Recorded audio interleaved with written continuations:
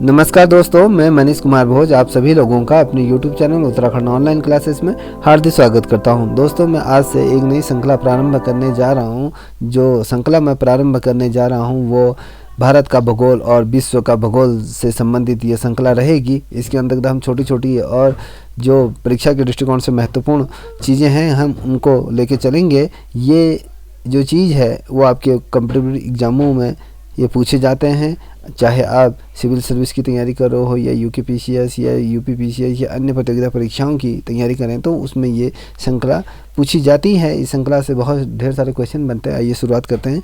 जो आज का जो हमारा टॉपिक है, अक्षांश और देशांतर रेखाएं क्या होती हैं, इसको हम समझेंगे।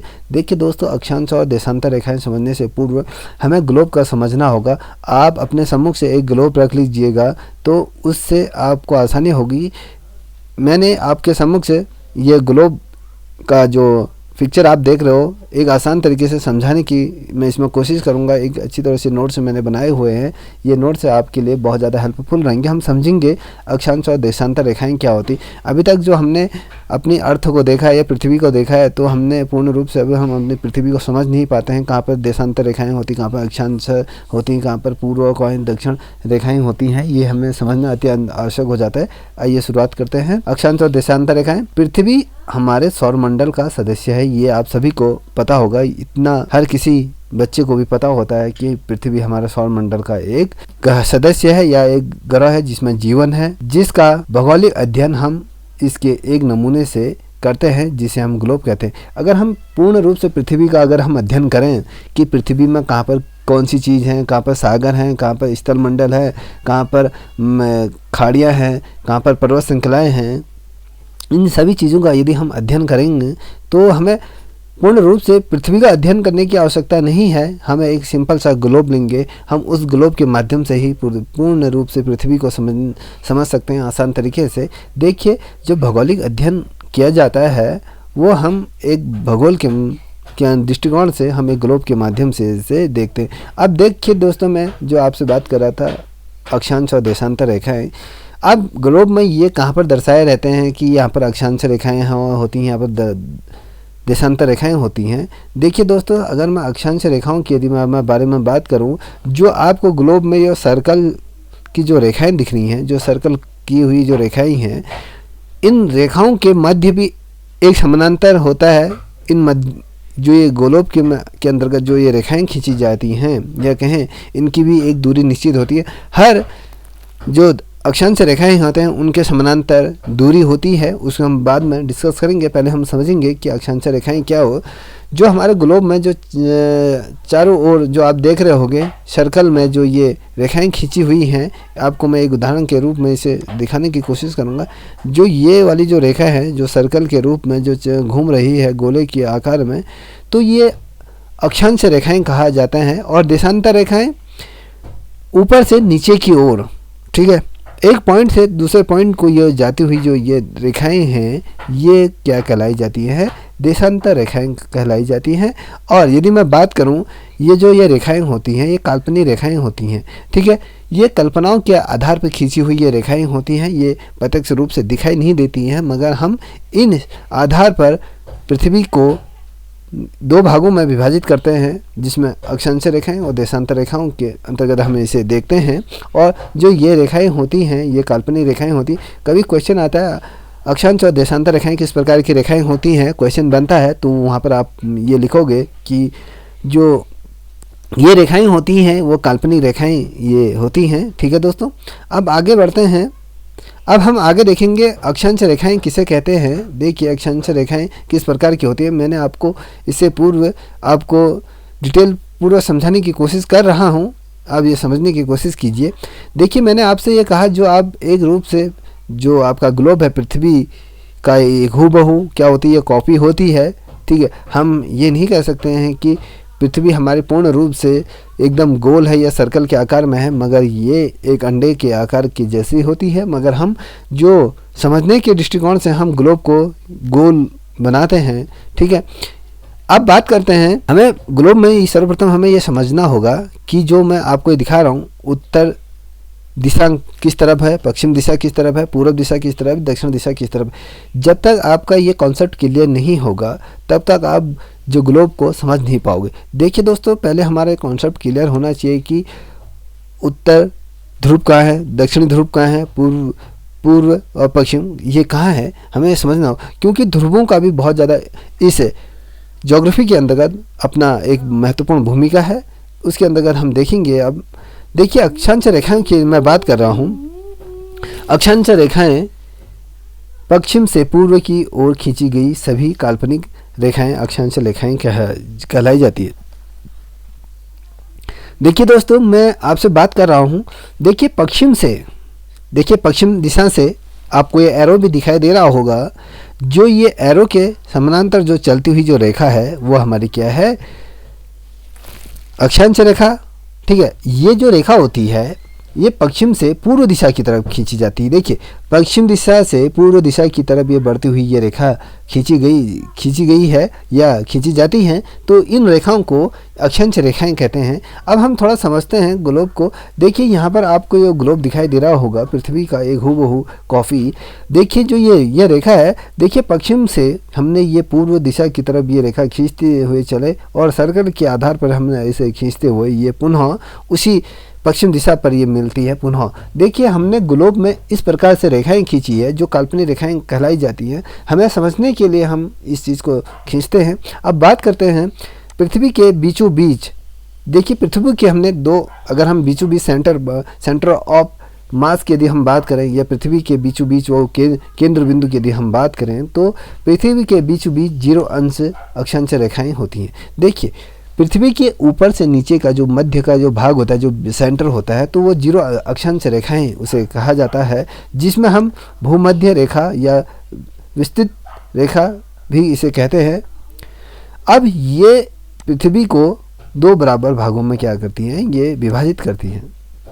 देखिए दोस्तों, मैं आपको जो ये समझा रहा हूँ, जो 0 अक्षांश जो रेखा मैंने आपके सामने खींची थी। देखिए, पहले हमें यह समझना होगा कि उत्तर गोलार्ध किधर होता है और दक्षिण गोलार्ध किस तरफ को होता है। अब इस दिशा को यदि हम इस पृथ्वी को बीचों बीच पार्ट से इसे डिवाइड करें या इसके बीच से हम यदि इसे कट मारें तो हमें कहाँ पर कट मारना पड़ेगा। जो 0 अक्षांश रेखाएं हैं वहाँ से हमें इसे बिंदु को पॉइंट रखना होगा। वहाँ से पृथ्वी को 2 बराबर भागों में यहाँ पर विभाजित किया जा सकता है। विस्तृत रेखा इसे भी कहते भी हैं, जिसे भूमध्य रेखा भी इसे कहते हैं।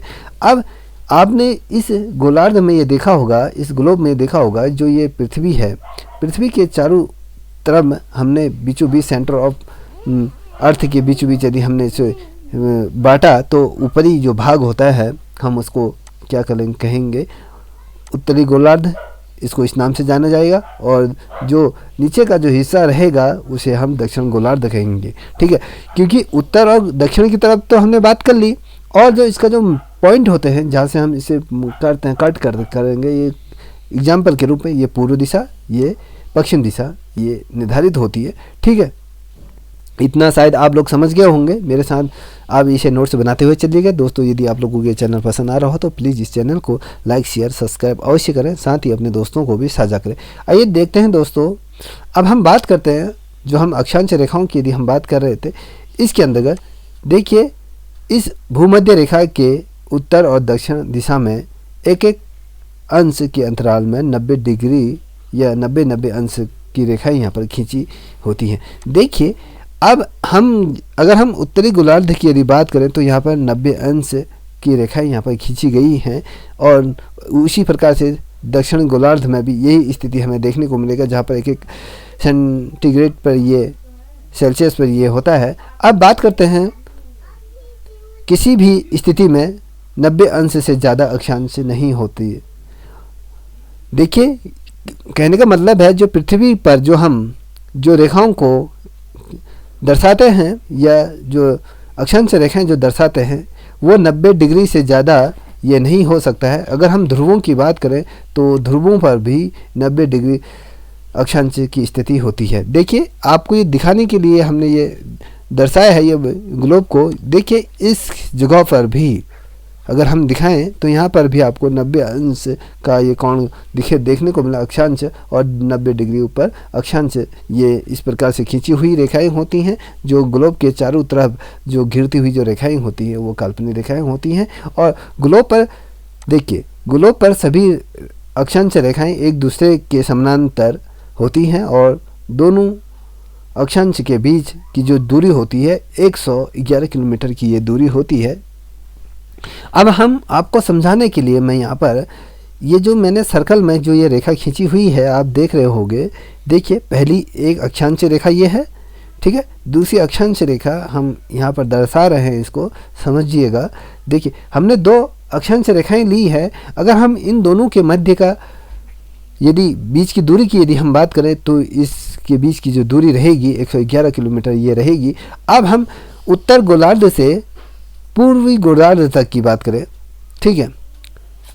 अब हम अगर दोनों गोलार्धों की यदि हम बात करें तो दोनों गोलार्धों के मध्य, ठीक है, पहले तो हमने 90 डिग्री सेंटीग्रेड का हमने क्या करें, यहाँ पर कोण के आधार पर ये 90 डिग्री अक्षांश रेखाएं यहाँ पर खींची जाती हैं और इन के बीच का जो ये है आपको देख रहा होगा सेम एक ही समानांतर ये रेखाएं होती हैं जिनके मध्य कितना होता है 111 किलोमीटर की ये रेखा होती है, ठीक है। ये खींची गई होती है और जब 111 किलोमीटर की जब हम दूरी तय करेंगे उसके पश्चात आपको ये देखने को मिलेगा एक अक्षांश रेखाएं। यदि फिर उससे 111 किलोमीटर फिर आप बढ़ोगे फिर दूसरी अक्षांश रेखाएं। इस प्रकार से इन अक्षांतर रेखाओं को ग्लोब पर समानांतर इसे खींची जाती हैं और एक दूसरे के बीच की अगर हम दोनों अक्षांश के बीच की अगर दूरी की यदि हम बात करें तो ये 111 किलोमीटर ही रहती हैं। देखिए, दो अक्षांश और एक अक्षांश के मध्य की जो दूरी होती है 111 किलोमीटर ये रहती है। अब हम बात करते हैं, देखिए दोस्तों, आप जो हमारी पृथ्वी है जो आपके सम्मुख से दिखाई दे रही होगी, ये हमने ग्लोब के माध्यम से हम ये समझाने की कोशिश कर रहे हैं कि आपको सरलता से ये समझ में आए और आप बेहतरीन तरीके से अपने नोट से बना सके। देखिए, 21 जून को सूर्य कर्क रेखा के एकदम ऊपर होता है।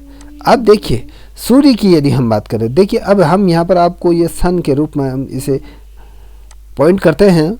अब इस सन को हम यदि देखें कर्क रेखा के जस्ट सामने या कहें उसके समानांतर या सीध में, तो इस दिन क्या होता है, इसके मध्य यदि कहें एकदम सेंटर पे ये सूर्य होता है, ठीक है दोस्तों। और इस कारण इस दिन उत्तर गोलार्ध का यह सबसे बड़ा दिन कहलाया जाता है। जो हमने गोलार्ध में जो एक समानांतर रेखा खींची है जो आप देख रहे होगे, जो मेरे द्वारा यहाँ पर पुनः इसे मैं खींचने की कोशिश करूँगा, आपको दर्शाने की कोशिश करूँगा, ये इसके सम्मुख की बात कर रहा हूँ। यहाँ पर उस दिन सूर्य 21 जून को कर्क रेखा के एकदम सीध ऊपर, ठीक ऊपर ये होता है। इस दिन जो गोलार्ध होता है उत्तरी गोलार्ध में ये दिन सबसे बड़ा दिन के रूप में इसे जाना जाता है, ठीक है। अब बात करते हैं 23 डिग्री 23 से 1/2 अक्षांश रेखाओं की यदि हम बात करें तो ये कर्क रेखा ये होती है 23/2 अक्षांश रेखाएं यहाँ पर खींची जाती हैं। अगर हम भूमध्य रेखा, ये क्या है आपको हमने जीरो, इसके बारे में इससे पूर्व हमने आपसे चर्चा की थी। इससे पूर्व जो जीरो अक्षांश रेखाएं ये क्या होते, पृथ्वी को 2 बराबर हिस्सों में ये विभाजित करती है। जैसे हमने कर्क रेखा की बात करी उसी प्रकार से मकर रेखा भी इसके पैरेलल खींची गई होती है। ये भी एक दूसरे के समानांतर होती हैं। 23/1/2 अक्षांश रेखाएं यहाँ पर भी खींची जाती हैं, इस दोनों के मध्य होते हैं। ये पूर्ण पृथ्वी को ये विभाजित करती हुई आगे को निकलती हुई जाती है। अब मैं बात करूं दोस्तों तो 22 दिन, यदि 22 दिसंबर की यदि मैं बात करूं तो 22 दिसंबर को सूर्य मकर रेखा के एकदम ऊपर होता है। इस कारण यह दिन दक्षिण गोलार्ध का सबसे बड़ा दिन होता है। देखिए, यहाँ पर 2 चीज़ आपको देखने को मिलेंगी। एक तो एक जो 21 जून को जो सूर्य जब कर्क रेखा के क्या होता है एकदम ऊपर होता है, तो इस दिन जो उत्तरी गोलार्ध होता है तो वहाँ पर सबसे बड़ा दिन ये कहलाया जाता है। और यदि मैं दूसरी बात करूँ तो 22 दिसंबर को सूर्य मकर रेखा के मध्य के सीध में होता है तो ये दक्षिण गोलार्ध का ये सबसे बड़ा दिन होता है। देखिए, अगर मैं दोनों गोलार्धों की बात करूं तो दोनों गोलार्धों में एक दिन ऐसा आता है जो सबसे बड़ा दिन ये दोनों को प्राप्त होता है। अगर मैं दक्षिण गोलार्ध की बात करूं तो वो 22 दिसंबर होता है, और उत्तर गोलार्ध की यदि मैं बात करूं तो ये 21 जून को ये सबसे बड़ा दिन होता है। कभी क्वेश्चन ये पूछा जाता है कि दक्षिण गोलार्ध में किस तिथि को सबसे बड़ा दिन होता है, ठीक है, दक्षिण गोलार्ध में बता रहा हूँ, तो आपका आंसर एकदम राइट होना चाहिए। 22 दिसंबर को ये सबसे बड़ा दिन होता है जो मकर रेखा के ऊपर सूर्य होता है, ठीक है। अब मैं बात करूं तो उत्तरी गोलार्ध का सबसे बड़ा दिन कब होता है, जब सूर्य कर्क रेखा के सीधे ऊपर होता है, तो ये दक्षिण गोलार्ध का ये सबसे बड़ा दिन होता है। तो ये तिथि की यदि बात पूछी गई है तो ये 21 जून को ये सबसे बड़ा दिन होता है। देखिए दोस्तों, 21 जून और 22 जून को आप याद रख लीजिएगा, ये सबसे बड़े दिन होते हैं दोनों ध्रुवों के बीच। अब हम आगे की बात करते हैं। देखिए दोस्तों, आपको मैं ये सैटेलाइट फ़ोटो के माध्यम से दिखाने की कोशिश करूँगा। देखिए, जो मैंने आपसे कहा है, जो 0 अंश अक्षांश रेखाएं जो भूमध्य के बीचों बीच समानांतर ये खींची जाती है, इससे क्या होता है, पृथ्वी को 2 समानांतर भागों में यहाँ पर क्या कर दिया जाता है, विभाजित कर दिया जाता है। अब मैंने इससे अभी पूर्व आपसे मैंने बात की थी कर्क रेखा क्या होती है और मकर रेखा क्या होती है।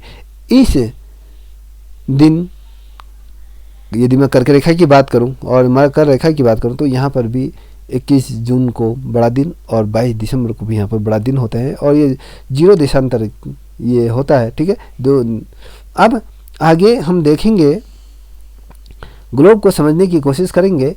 अगर उत्तरी ध्रुव की बात करें, उत्तरी ध्रुव दक्षिण ध्रुव को बिंदु माना जाए तो कुल अक्षांश रेखाओं की संख्या कितनी होगी।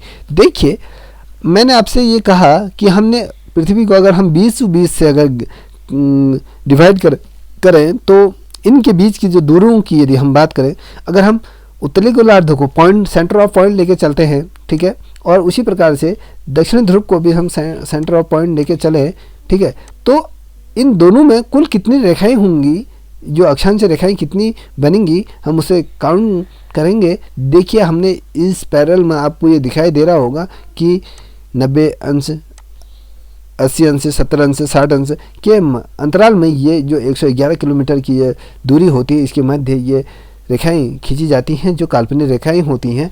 अब बात कर रहे थे हम यहाँ पर उत्तरी ध्रुव और दक्षिण ध्रुव की बात करें, जहाँ पर इन ध्रुवों को अगर बिंदु माना जाए तो कुल अक्षांश रेखाओं की संख्या टोटल कितनी होगी। तो यदि हम बात करें तो 79 + 79 + 1 टोटल ये बनेंगी आपको 179 ये होंगी, ठीक है। अब ये जो कुल 179 की यदि मैं बात कर रहा हूँ तो ये कैसे रही, इसको हम समझेंगे। देखिए दोस्तों, इसको अगर हम बीचों बीच का पॉइंट ऑफ अर्थ का यदि हम बात करें तो उसको हमने 2 भागों में विभाजित किया है। तो इसको एक पॉइंट से दूसरे पॉइंट तक हम बात करें तो वहाँ पर 79 ये रेखाएं आपको देशांतर रेखाएं देखेंगे, और उसी प्रकार से उत्तरी ध्रुव की तरफ आपको 79 रेखाएं दिखेंगी। और अगर हम दक्षिण ध्रुव को केंद्र मानते हैं तो वहाँ से भी अगर काउंट करोगे तो उत्तर गोलार्ध की तरफ को भी वहाँ पर भी 79 ये रेखाएं आपको देखने को मिलेंगी। +1 क्या है, अब हम +1 की कहाँ पर ये बात रही, ये कौन सी है। मैंने ये जो +1 है, हमने जो समानांतर तौर पे जो पृथ्वी को 2 भागों में विभाजित करने वाली जो बात की थी कि हमने जो भूमध्य रेखा भी इसे कहते हैं, ठीक है। अब इसको लगाकर ये टोटल 179 ये रेखाएं होंगी। अगर रेखाएं माने जाए तो कुल रेखाओं की जो संख्या होगी वो 90 + 1 ये होंगी, और ठीक है, जिसमें 181 ये टोटल ये होंगी। इसमें 0 अक्षांश रेखाओं को भी इसमें सम्मिलित किया गया है, ठीक है। अब 0 अक्षांश रेखा को भी इसके अंतर्गत क्या कर दिया गया, सम्मिलित कर दिया गया। देखिए, हमने तो आपसे यहाँ पर बात की थी, सर अब आप कहोगे कि ऊपर तो 179 होंगी, आप बोल रहे हो नीचे 181 कैसे होगी। देखिए, यहाँ पर क्या है, अगर हम रेखाओं को माने तो कुल रेखाओं की संख्या की यदि मैं बात करूं, देखिए 90 आपको इस गोलार्ध में दिख रहा होगा 90 की यदि हम बात करें तो 90 ऊपर की तरफ रहेंगे, 90 नीचे की तरफ रहेंगे, तो बीच का जो सेंटर रहेगा वो 1 लेके चलेंगे तो टोटल जो बन जाएंगे 181 ये होंगी, जिसमें 0 अक्षांश रेखा को भी हमने इसके अंतर्गत सम्मिलित कर दिया गया। अब देखिए इसमें ध्यान देने वाली जो चीज़ है क्या है, अफ्रीका एकमात्र ऐसा महाद्वीप है जिसमें कर्क रेखा और मकर रेखाएं गुजरती हैं। देखिए इस भूमध्य भाग में अगर आप देखोगे, दक्षिण अफ्रीका एक ऐसा महाद्वीप है जिसमें कर्क रेखा, मकर रेखा, भूमध्य रेखा, ये तीनों रेखाएं एक दूसरे से यहाँ से होकर गुजरती हैं। ठीक है, अब देखते हैं, अभी तो हमने अक्षांश रेखाओं की बात करें, तो अब बात करेंगे हम देशांतर रेखाओं के बारे में। हम जानेंगे देशांतर रेखाएं क्या होती हैं। देखिए देशांतर रेखाओं के बारे में हम चर्चा करेंगे आपसे। देखिए उत्तर ध्रुव और दक्षिणी ध्रुव को मिलाने वाली जो रेखा होती हैं, जो काल्पनिक जो रेखाएं होती है, उसे देशांतर रेखाएं कहते हैं। इससे पूर्व भी हमने समझा था। अब ये किस प्रकार से हैं ये ग्लोब में हम समझेंगे। देखिए आपको ग्लोब में मैंने पहले भी कह रहा हूँ, अब भी कह रहा हूँ। देखिए पहले हमें जो दिशाएं होती हैं, हमें दिशाओं का ज्ञान होना अत्यंत आवश्यक होता है। ठीक है, उत्तर, दक्षिण, पूर्व, पश्चिम, ये जब तक ये दिशाएं हमें याद नहीं होंगी तब तक हम ग्लोब को समझ नहीं पाएंगे। अब हम यहाँ पर क्या कह रहे हैं, देखिए उत्तर ध्रुव और दक्षिण ध्रुव को मिलाने वाली रेखा। देखिए उत्तर और प्लस दक्षिण ध्रुव, अब हम सेंटर को छोड़ देंगे। उत्तर और दक्षिण ध्रुव को जो रेखाएं मिलाती हैं उसे क्या कहते हैं, देशांतर रेखाएं कहते हैं। एक दूसरे को जहां से ये टच करती हैं, देखिए एक पॉइंट आपका उत्तर में रहेगा, दूसरा पॉइंट आपका दक्षिण ध्रुव में ये रहेगा, जिसे हम देशांतर रेखाएं कहते हैं। अब बात करते हैं, देखिए दोस्तों ध्रुवों से भूमध्य रेखा की ओर जाने पर देशांतर रेखाएं के बीच की जो दूरी क्या होती है, बढ़ती हुई जाती है, और भूमध्य रेखा से ध्रुवों की ओर जाने पर देशांतर रेखाओं की जो दूरी होती है वो घटती हुई जाती है। देखिए अब किस प्रकार से ये जो रेखाएं हैं उनके बीच की जो दूरी बढ़ती हुई और घटती हुई क्रम में जाती हैं। देखिए एक तो ये गोलार्ध की हम बात कर रहे हैं, ग्लोब की। देखिए हम ऊपर से नीचे की तरफ जब हम रेखाओं को खींचेंगे तो कहीं ना कहीं एक बीच का जो भाग होगा थोड़ा सा बड़ा होगा, फिर थोड़ा सा उससे ऊपर का भाग थोड़ा सा बड़ा होगा, फिर हल्का सा थोड़ा सा छोटा, फिर हल्का छोटा, फिर अंततः एक ऐसा पॉइंट आएगा जहाँ पर जो ध्रुव की जो लाइन है वहाँ पर टच हो जाएगी। देखिए इसमें क्या रहा है, ध्रुवों से भूमध्य रेखा की तरफ जब जाती है देशांतर रेखाएं, ठीक है, उनके बीच की दूरी क्या होती है, बढ़ती हुई क्रम में ये जाती हैं, और भूमध्य रेखा से जब ध्रुवों की ओर जब ये देशांतर रेखाओं के बीच की जो दूरी होती है वो निरंतर क्या होती है, घटती हुई जाती है। ठीक है, अब देशांतर रेखाएं समांतर रेखाएं नहीं होती हैं। जैसे हमने अक्षांश रेखाओं के बारे में बात की थी कि इनके बीच की जो दूरी होती है 111 किलोमीटर होती है, और देशांतर रेखाएं क्या होती है, ये समांतर रेखाएं नहीं होती है। इनके बीच की दूरी निरंतर घटती हुई और बढ़ती हुई क्रम में ये चलती है। अगर हम बात करें दोनों देशांतर रेखाओं के बीच सबसे अधिक दूरी भूमध्य रेखा पर होती है। देखिए जब मैं बात करूं उत्तरी और दक्षिणी ध्रुव की, यदि मैं बात करूं तो दोनों देशांतर रेखाओं के बीच की जो दूरी सबसे अधिक होगी वो आपके भूमध्य रेखा पर यहाँ पर देखने को मिलेगी। यहाँ पर आपको 111.3 किलोमीटर की दूरी आपको देखने को मिलेगी। ठीक है, अब बढ़ते हैं थोड़ा सा आगे को समझेंगे।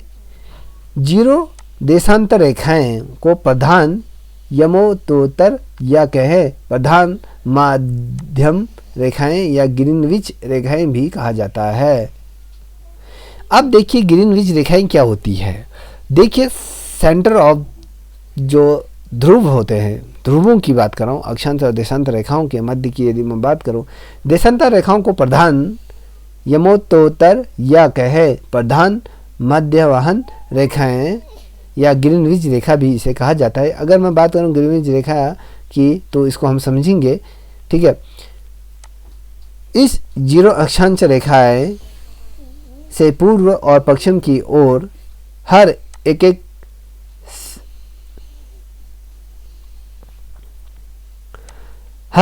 एक सेल्सियस के अंतराल में या कहें डिग्री सेंटीग्रेड के आधार पर 180 देशांतर रेखाएं ये खींची गई हैं और कुल मिलाकर अगर हम कुल रेखाओं को अगर मिलाएं 360 देशांतर रेखाएं ग्लोब में खींची जाती हैं या खींची होती हैं। देखिए हम इस गोलार्ध की बात करें, जो ये रेखाएं खींची गई हैं उत्तर से पश्चिम से उत्तर की तरफ, या ठीक है।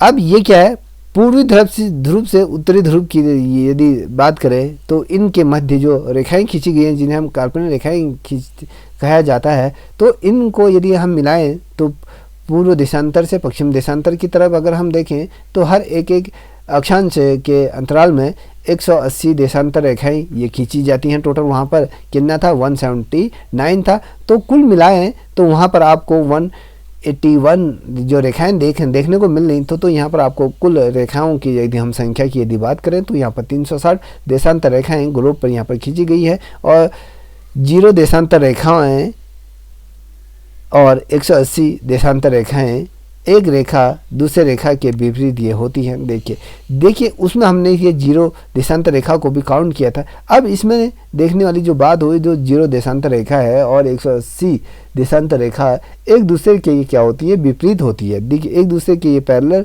नहीं होती है, एक दूसरे के विपरीत ये रहेंगे, ठीक है। जो कर्क रेखा और मकर रेखा और अक्षांश रेखा जो भूमध्य रेखा से होकर गुजरी, ग्रीन की खाड़ी, ग्रीनविच जो रेखा है वो बंगाल की खाड़ी या कहे अल्जीरिया या कहे अंटार्कटिका महासागर से ये होकर गुजरती है। ये पॉइंट आपको दिखाई दे रहे होंगे, इन पॉइंट के मध्य से ये रेखा ग्रीनविच रेखा है ये होकर गुजरती।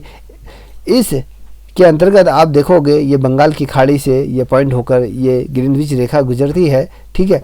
अब ये 0 देशांतर के अंतर्गत ये जो रेखा खींची गई होती हैं, ठीक है। अब हम ग्लोब में देखेंगे किस प्रकार से ये रेखाएं एक दूसरे को कहाँ पर पैरेलल काटती हुई है। देखिए अगर हम यूनाइटेड स्टेट की बात करें, ठीक है, या फ्रांस की बात करें, स्पेन की बात करें, अल्जीरिया की बात करें, या घाना की बात करें, या फिर अंटार्कटिका, ये जो रेखा है ये समानांतर ग्रीनविच रेखा ये खींची हुई रहती है, जो समानांतर ये चलती हुई ये रेखा होती है।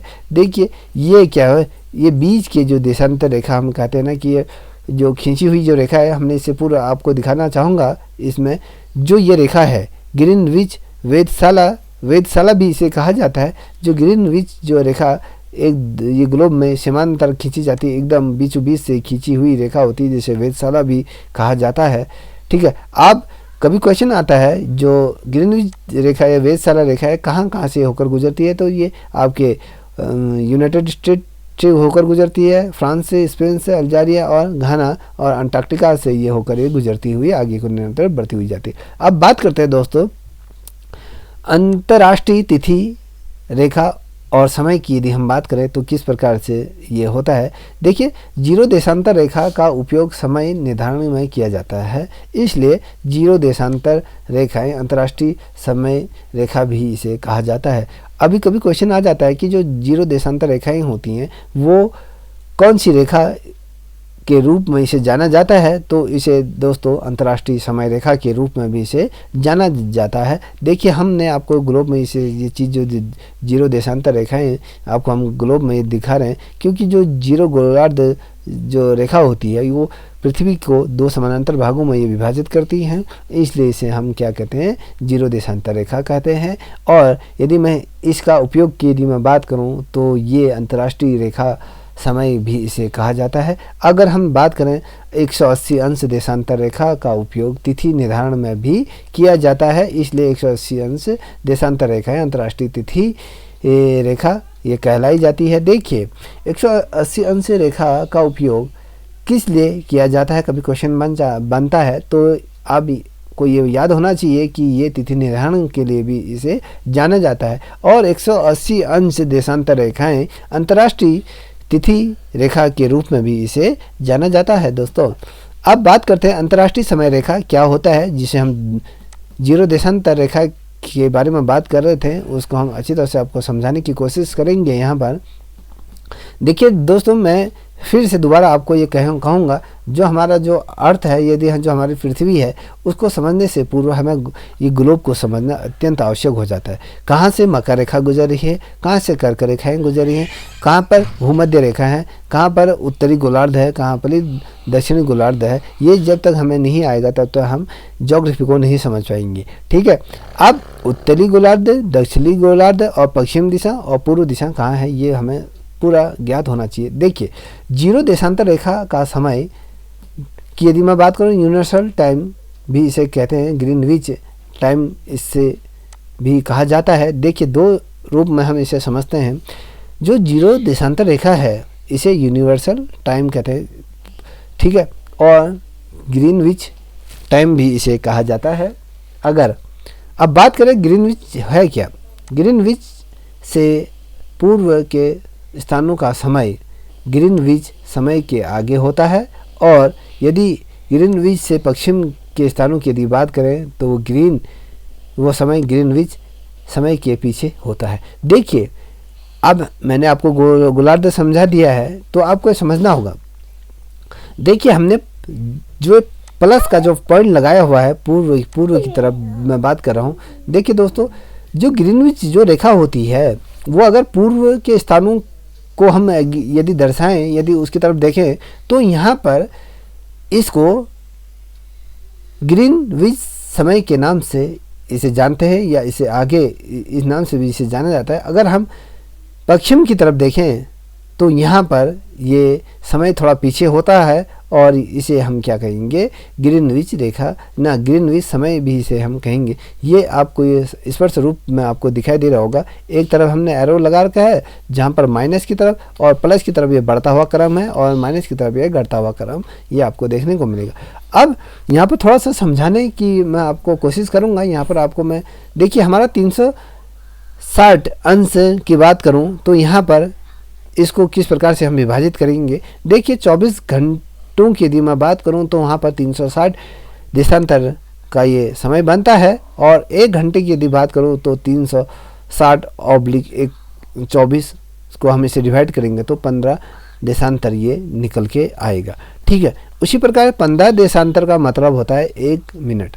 अब एक देशांतर की यदि बात करूं तो उसमें 60 को 60/50 को अगर हम डिवाइडेड करेंगे तो यहाँ पर 4 मिनट का यह समय अंतराल यहाँ पर देखने को मिलेगा। ठीक है दोस्तों, ये आप समझ गए होंगे माइनस और प्लस की तरफ किस प्रकार से होते हैं।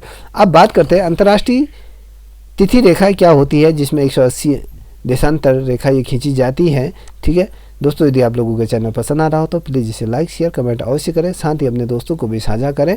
ये बहुत ज़्यादा महत्वपूर्ण श्रृंखला है, आप इसे पहले से लेकर अंत तक अवश्य देखें, कहीं ना कहीं आपके लिए एग्जाम के दृष्टिकोण से महत्वपूर्ण रहेंगे। अगर हम बात करते हैं दोस्तों 180 अंश देशांतर रेखा से पूर्व की और जाने वाली, ठीक है, पूर्व दिशा की तरफ जो रेखाएं बढ़ रही हैं, एक दिन घटना पड़ता है, वहाँ पर एक दिन क्या होता है, वहाँ पर घट जाता है। जबकि पश्चिम की तरफ अगर हम देखें, जब ये बढ़ती है तो वहाँ पर एक दिन क्या हो जाता है, बढ़ जाता है। ठीक है, बढ़ता हुआ क्रम और घटता हुआ ये क्रम है। देखिए, अब मैं थोड़ा सा ग्लोब में आपको दिखाऊंगा ये जो अंतर्राष्ट्रीय तिथि रेखा किस प्रकार से होती है। देखिए, आपको ग्लोब दिखाया हुआ है जहाँ पर प्रशांत महासागर और पश्चिमी दिशा, पूर्व दिशा, और ये स्ट्रीट जो लाइन है ये आप देख रहे होंगे। अब मैंने आपसे यहाँ पर एक बहुत महत्वपूर्ण चीज़ आपसे मैंने बोला है कि 180 अंश देशांतर रेखा से पूर्व की ओर अगर हम बढ़ते हैं, 180 अंश जो रेखा है अगर हम पूर्व की तरफ बढ़ रहे हैं दोस्तों, तो वहाँ पर एक दिन यहाँ पर क्या होता है, घट जाता है। अगर हम उसी प्रकार से अगर पश्चिम दिशा की तरफ अगर एक दिन जाएं तो वहाँ पर एक दिन हमें बढ़ता हुआ देखने को मिलेगा। और अंतर्राष्ट्रीय तिथि रेखा बिल्कुल सीधी नहीं होती है, कुछ देशों के दिन और समय समान रखने के लिए इसे अपने स्थान से 4 बार मोड़ना पड़ता है। इसे 4 बार हम इसे क्या करते हैं, मोड़ते हुए चलते हैं। अगर देखिए ऐसा क्यों करते हैं, इसमें स्पष्ट रूप से उल्लेख दिया हुआ है। देखिए, हमने आपसे क्या कहा, अंतर्राष्ट्रीय जो तिथि रेखा बिल्कुल सीधी नहीं होती। पहले कभी भी क्वेश्चन आता है कि अंतर्राष्ट्रीय तिथि रेखा क्या सीधी होती है, तो आपका आंसर होना चाहिए कि बिल्कुल नहीं, ये कभी भी सीधी नहीं होती। इसको 4 बार इसे मोड़ा जाता है। तो वो क्यों मोड़ा जाता है? कुछ देशों के दिन और समय को समान रखने के लिए इसको 4 जगहों पर मोड़ा जाता है। देखिए, जब हम पूर्व की बात करें न उत्तर की बात करें तो वहाँ पर से थोड़ा सा अगर हम नीचे की तरफ बढ़ेंगे तो वहाँ पर आपको ये इसका मोड़ दिखेगा। देखिए यहाँ पर स्पष्ट रूप से जो पूर्व गोलार्ध की तरफ से बढ़े तो एक पॉइंट यहाँ पर दिखेगा, दूसरा, तीसरा, देखा चौथा पॉइंट जो हमारा जो जीरो देशांतर रेखा के जस्ट पैरेलल में आपको देखने को मिलेगा, जहाँ पर प्रशांत महासागर के मध्य ये देखने को मिलेगा। ठीक है, अब अंतर्राष्ट्रीय तिथि रेखा को प्रशांत महासागर से होकर खींचा गया है। देखिए, अब प्रशांत महासागर से इस रेखा को खींचा हुआ गया है, जो क्या है, जो रेखा अंतर्राष्ट्रीय तिथि को निर्धारित करती है। और इसके सबसे नज़दीक बेरिंग जलमंडल आता है। ठीक है, ये जलमंडल भी इसके अंतर्गत ही आता है। इतना आप लोगों को समझ गए होंगे। अब थोड़ा सा हम इसके अंतर्गत महत्वपूर्ण पॉइंटों को देखेंगे, क्या एग्जाम के दृष्टिकोण से ये महत्वपूर्ण पॉइंट बनते हैं। अब गोलार्ध में या ग्लोब में ये किस प्रकार से महत्वपूर्ण रहती हैं, इस पर हम नज़र डालते हैं। भूमध्य रेखा पर सूर्य की किरणें लंबवत गिरती हैं, इसलिए यहाँ दिन और रात बराबर होते हैं। अब क्वेश्चन क्या बना दोस्तों, यहाँ पर बहुत आसान क्वेश्चन बना, दिन और रात बराबर क्यों होते हैं? कभी क्वेश्चन बनता है तो क्योंकि भूमध्य रेखा पर सूर्य की जो किरणें होती हैं वो हमेशा लंबवत गिरती हैं, तो इसलिए यहाँ पर दिन और रात की जो तिथि होती है, समय होता है, वो बराबर होता है। और अगर हम बात करें दूसरे फैक्ट की, तो पृथ्वी के चपटे होने के कारण भूमध्य रेखा पर गुरुत्वाकर्षण बल का मान सबसे कम और ध्रुवों में सबसे ज़्यादा होता है। जो हमने सेंटर ऑफ पॉइंट की यदि हम बात करें तो यहाँ पर थोड़ा सा आपको जो गुरुत्वाकर्षण जी फोर्स आपको देखने को मिलेगा वहाँ पर कम देखने को मिलेगा। इसके अगेंस्ट जो ध्रुवों पर यह गुरुत्वाकर्षण बल जी फोर्स आपको ज़्यादा देखने को मिलेगा। ठीक है, अब उत्तरी गोलार्ध और दक्षिणी गोलार्ध की बात करूँ, जो जहाँ पर 30 और 35 अक्षांश रेखाओं अक्षांशों के बीच का जो उसमें उच्च दाब की स्थिति जो पाई जाती है, इसलिए इन अक्षांशों में अक्षांश इसे हॉर्स लैंड भी कहा जाता है। ठीक है, इन आप समझ गए होंगे। अब देखिए दोस्तों, ये किस प्रकार से है। देखिए, कर्क रेखा को हमने यहाँ पर दिखाया, आपको मकर रेखा दिखाई और भूमध्य रेखाएं यहाँ पर दिखाई। अब देखिए, जो कर्क रेखा में कौन कौन से देश इसके बीच आते हैं, कर्क रेखा में कौन कौन से देश इसके अंदर,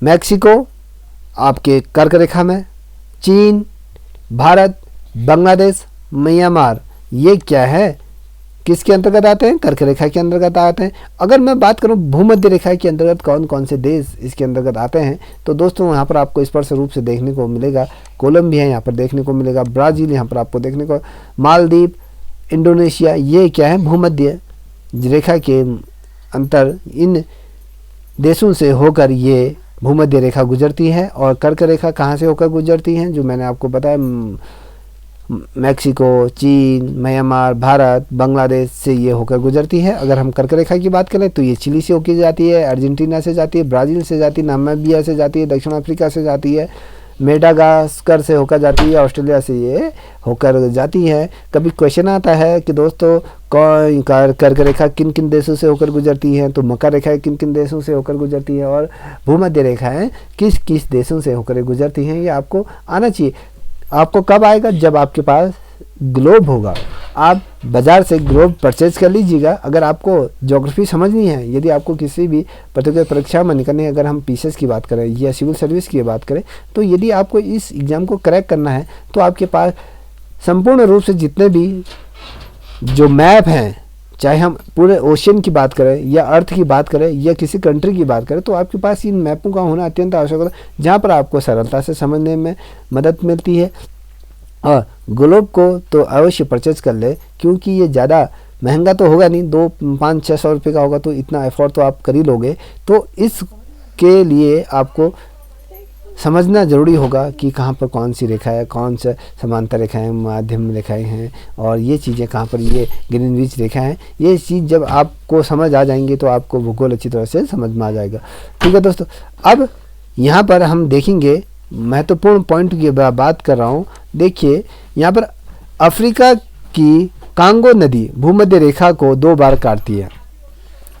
क्वेश्चन आता है कि अफ्रीका की कौन सी नदी भूमध्य रेखा को 2 बार काटती? कांगो नदी है जो भूमध्य रेखा को 2 बार काटती है। और अफ्रीका की जो लिम्पो नदी मकर रेखा को ये क्या करती है? ये भी 2 बार काटती है।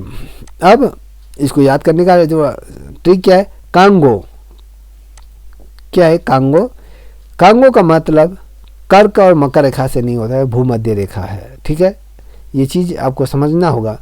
देखिए जो कांगो है वो ना ही कर्क रेखा से होकर गुजरती है ना ही मकर रेखा। ये तो कौन सी रेखा को काटते हुए किसके समानांतर ये काट रही है? भूमध्य रेखा को। ठीक है, भूमध्य रेखा पर ये करते हुए जा रही है। ठीक है दोस्तों, आज तक के लिए इतना ही। मैं इससे रिलेटेड अगली वीडियो आपके समक्ष जल्द ही लेके उपस्थित होऊंगा। दोस्तों यदि आप लोगों को वीडियो पसंद आए तो प्लीज़ लाइक शेयर कमेंट अवश्य करें। तब तक के लिए इतना ही। जय हिंद, जय भारत, जय उत्तराखंड।